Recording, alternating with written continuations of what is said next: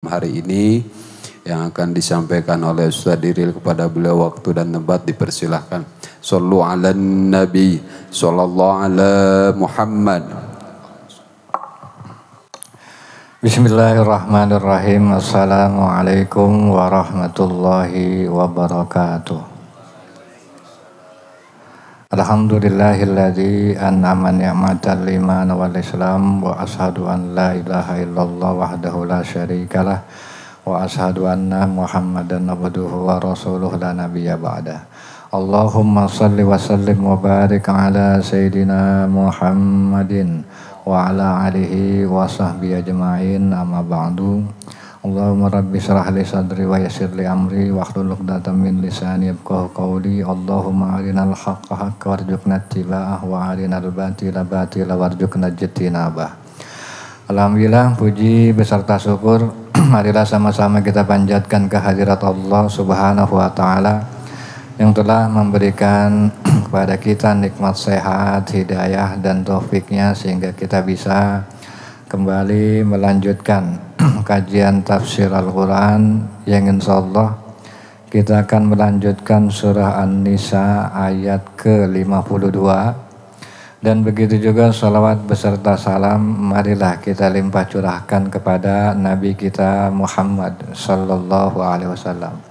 Para bapak yang saya hormati dan mudah-mudahan Allah memuliakan, di ayat yang ke-52 ini masih berbicara tentang orang-orang Yahudi dan juga orang-orang kafir Quraisy, yang mana Allah Subhanahu wa taala di dalam mengomentari mereka, Allah Subhanahu wa taala berfirman, A'udzubillahi minasyaitonir rajim, ulaikal ladzina la'anahumullah wa may yal'anillahu falan tajida lahu nasira.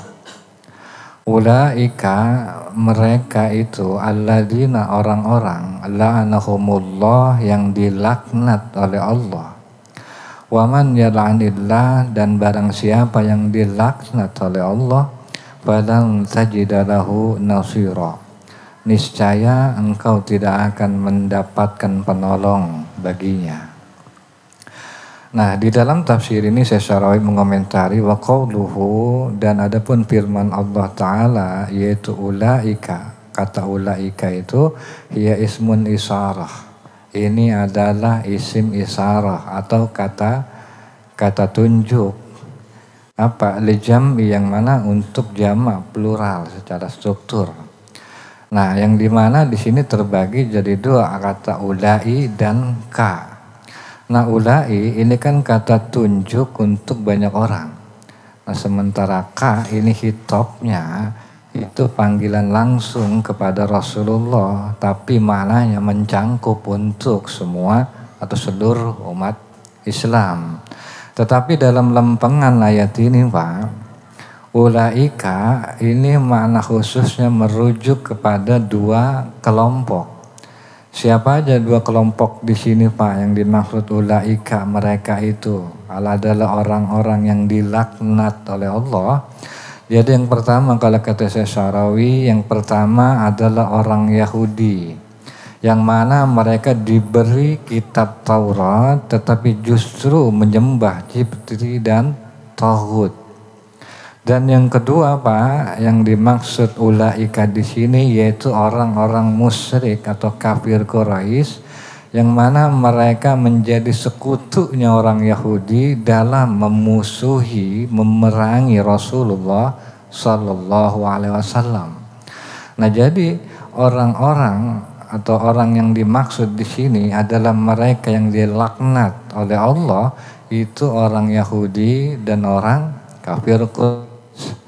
Nah, tetapi dalam tafsir ini Syekh Syarawi memberikan catatan bahwa yang dimaksud ulaika di sini bukan cuman orang Yahudi, bukan cuman kafir Quraisy. Tapi apa? Tapi siapa saja yang mengetahui kebenaran tetapi memilih untuk memusuhinya, maka dia masuk kategori ulaika, mereka orang-orang yang dilaknat oleh Allah Subhanahu wa taala. Makanya hati-hati ketika misalnya kita berdiskusi, ketika kita berbicara, ketika kita dinasehati baik misalnya oleh orang lain, dan itu adalah kebenaran, maka jangan dimusuhin. Maka jangan sampai kita tolak, apalagi sampai memusuhi orang yang menyampaikan tadi. Karena apa Pak? Karena ditakutkan kita termasuk kategori ulaika dalam ayat ini. Yaitu mereka orang-orang yang dilaknat oleh Allah Subhanahu wa Ta'ala. Hati-hati. Dan juga di dalam ayat ini kan dikatakan ulaika alladzina la'anahumullah, adalah mereka orang-orang yang dilaknat oleh Allah. Apa sih Pak yang dimaksud dengan laknat? Nah, di dalam tafsir ini saya selalu mengatakan yaitu taradum min rahmatillah, yaitu Pak yang dimaksud dilaknat adalah diusir daripada rahmat Allah Subhanahu wa Ta'ala. Atau juga dia bisa berarti Allah Subhanahu wa Ta'ala menghinakan dia. Allah Subhanahu wa Ta'ala akan membinasakan dia, itu yang dimaksud dengan laknat gitu. Jadi kalau ada manusia ya kan malaknat, kalau kata Syarawi, kalau ada misalnya manusia melaknat, itu kan masih ada kemungkinan masih ada yang ngebela. Ya kan, kalau orang ini kesel terus ngelaknat dia ke kita. Maka apa? Kalau manusia yang sekedar melaknat, mah kita masih bisa minta tolong bantuan orang lain. Tapi Pak, kalau kata Syarawi, kalau misalnya yang melaknat ini bukan cuma manusia tapi Allah, maka apa Pak? Nggak ada satupun makhluk yang akan bisa menolong, dan ini adalah bentuk hukuman spiritual dari Allah Subhanahu wa Ta'ala. Makanya wajar di kelanjutan ayat dikatakan apa? Wa may yal'anillah falan tajida lahu nasira, maka barang siapa yang dilaknat oleh Allah, maka engkau tidak akan menemukan penolongnya. Maksudnya apa? Ya kalau Allah sendiri udah menghukum, maka apa? Maka mau mendapat bantuan dari mana? Logikanya begitu. Itu udah mustahil kita dapat pertolongan. Gitu. Siapa yang lebih kuasa dari Allah sehingga kita bisa menangkal, ya kan, menolak daripada laknat Allah? Kalau memang ada mungkin bisa, tapi kan pada kenyataannya nggak ada. Begitu. Nah, jadi adapun yang dimaksud falan tajidalahu nasira, maka kita nggak akan menemukan yang dapat menolong kita ketika kita sudah dilaknat. Itu maksudnya Pak, bahwa nggak ada makhluk, baik itu manusia, baik itu jin, yang bisa menyelamatkan dari akibat laknat Allah. Malaikat pun nggak bisa. Walaupun malaikat itu kita kenal adalah makhluk yang dekat sama Allah, makhluk yang diridhoi sama Allah. Tapi kalau udah dapat laknat, malaikat juga nggak bisa berkutik, apalagi manusia, apalagi jin. Itu udah nggak mungkin bisa nolong. Dan juga yang dimaksud bahwa mereka nggak akan mendapatkan penolong, artinya apa? Dukungan langit, itu udah terputus. Artinya bumi, langit udah nggak bisa buat apa-apa, udah nggak bisa nolong sama sekali. Maksudnya gimana? Langit dan bumi udah nggak bisa nolong. Maksudnya Pak, doa kita dikabulin. Dan begitu, usaha kita udah nggak bakal membuahkan hasil. Dan juga apa? Nggak ada yang membela kita di saat kita susah. Artinya semesta udah nggak bisa bantu, udah nggak bisa memberikan dukungan.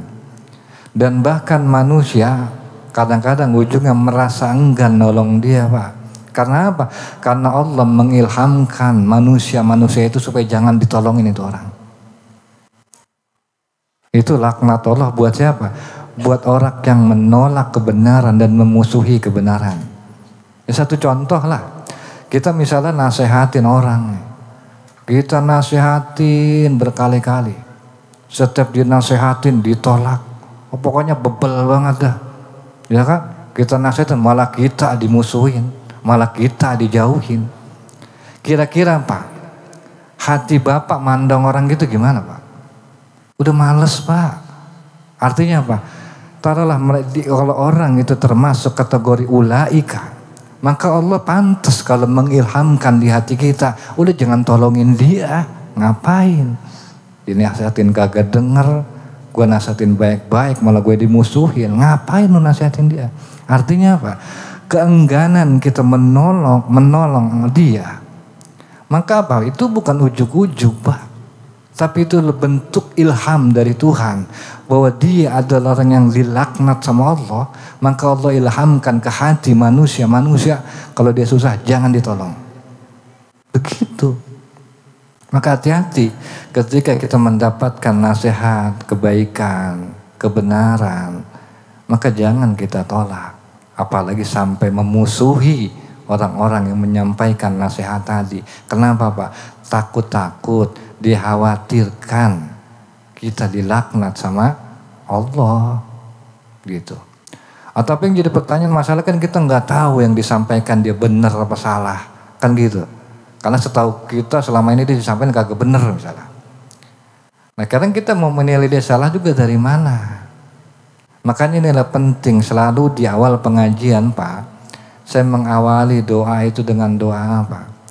Allahumma arinal haqqa haqqa warzuqna ittiba'ah.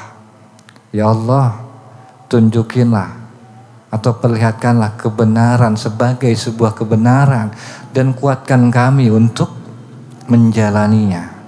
Wa arinal haqqa wa arinal batila batila warzuqna ijtinabah. Dan tunjukilah kepada kami bahwa kebatilan adalah kebatilan dan kuatkan kami menjauhinya. Artinya Pak, dalam masalah mana yang benar, mana yang salah, kita kan diajarkan pasrah, minta sama Allah. Karena kita bukan orang yang pandai menilai tentang mana yang hak. Kita nggak bisa menilai tentang mana yang batil. Maka kita minta, ya Allah, ma'arinal haq, ya Allah tunjukin pada saya yang benar adalah sebuah kebenaran. Ya kan gitu. Dan kuatkan saya menerima kebenaran tadi, menjalani kebenaran tadi. Wa arinal batila batila warzuqna ijtinabah, dan tunjuki Allah kepada sebuah yang batil adalah batil. Dan kuatkan saya untuk menjauhinya. Karena terkadang kan permasalahan kita Pak, kita nggak kenal hak, kita nggak kenal batil. Akhirnya apa? Yang batil kita anggap hak, yang hak kita anggap batil. Kan begitu masalah.